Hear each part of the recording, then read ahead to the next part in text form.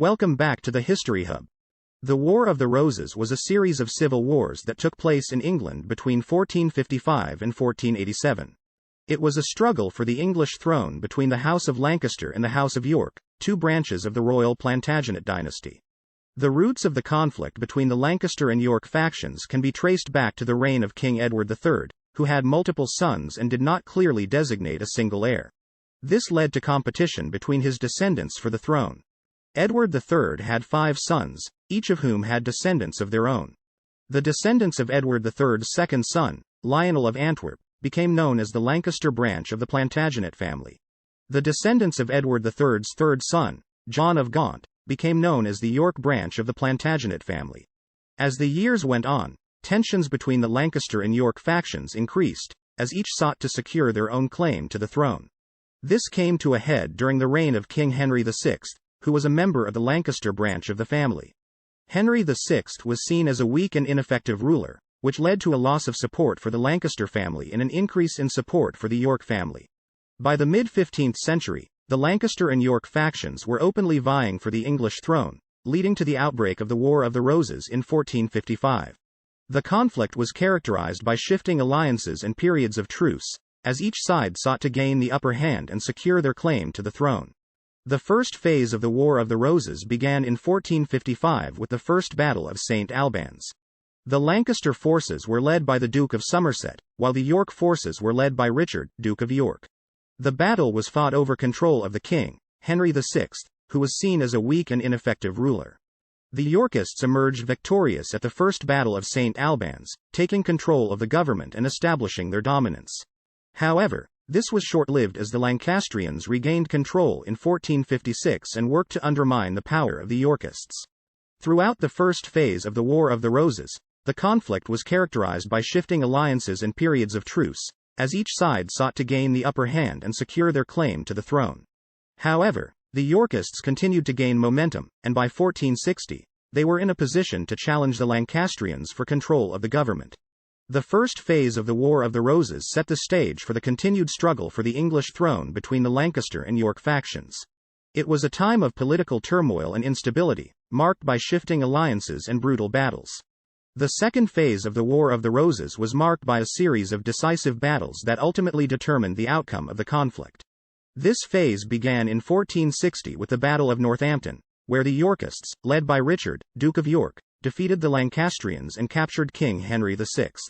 However, the victory was short-lived, as the Lancastrians regained control of the government and released Henry VI from captivity. This led to the Battle of Wakefield in 1460, where Richard, Duke of York, was killed and his forces were defeated by the Lancastrians. Despite this setback, the Yorkist cause was taken up by Richard's son, Edward, who emerged as the new leader of the faction. Edward quickly moved to assert his authority and challenged the Lancastrians for control of the government. This led to the Battle of Towton in 1461, which was the largest and bloodiest battle of the War of the Roses.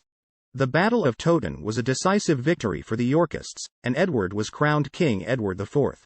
He successfully established his authority and brought stability to the government. However, the Lancastrian cause was not defeated, and they continued to challenge the Yorkist rule. The second phase of the War of the Roses was marked by a series of brutal and decisive battles that ultimately determined the outcome of the conflict. It was a time of political turmoil and instability, marked by shifting alliances and brutal fighting. Ultimately, however, the second phase of the War of the Roses saw the rise of the Yorkist faction and the establishment of King Edward IV's rule. The final phase of the War of the Roses was marked by a period of relative stability, as the Yorkist dynasty established their rule over England. However, there were still challenges to the Yorkist rule, as the Lancastrian cause was not completely defeated. King Edward IV, who successfully established his authority and brought stability to the government. However, his rule was not without challenges, as the Lancastrians continued to resist his rule and sought to reclaim the throne. One of the key events of the final phase of the War of the Roses was the Battle of Barnet in 1471, where Edward IV defeated the Lancastrian army and secured his rule. This was followed by the Battle of Tewkesbury in 1471, where the Lancaster forces were decisively defeated and their cause was effectively crushed. Despite these setbacks, the Lancastrian cause was not completely defeated, and they continued to resist the Yorkist rule. This led to a period of political turmoil and instability, as various factions sought to reclaim the throne and establish their own rule. The final phase of the War of the Roses took place in 1485, when Henry Tudor, a distant relative of the Lancaster family, invaded England and defeated King Richard III at the Battle of Bosworth Field. Henry Tudor was crowned King Henry VII and established the Tudor dynasty, which brought the War of the Roses to a close. In conclusion, the War of the Roses was a significant turning point in English history, marking the end of the Plantagenet dynasty and the beginning of the Tudor dynasty. Despite the years of conflict and bloodshed, the War of the Roses ultimately led to a more stable and centralized monarchy, laying the foundation for the development of the modern English state. We hope that you found this video informative and educational. If you enjoyed this episode of History Hub, please be sure to like, comment, and subscribe for more historical content. And as always, we welcome your questions and feedback. Thank you for watching.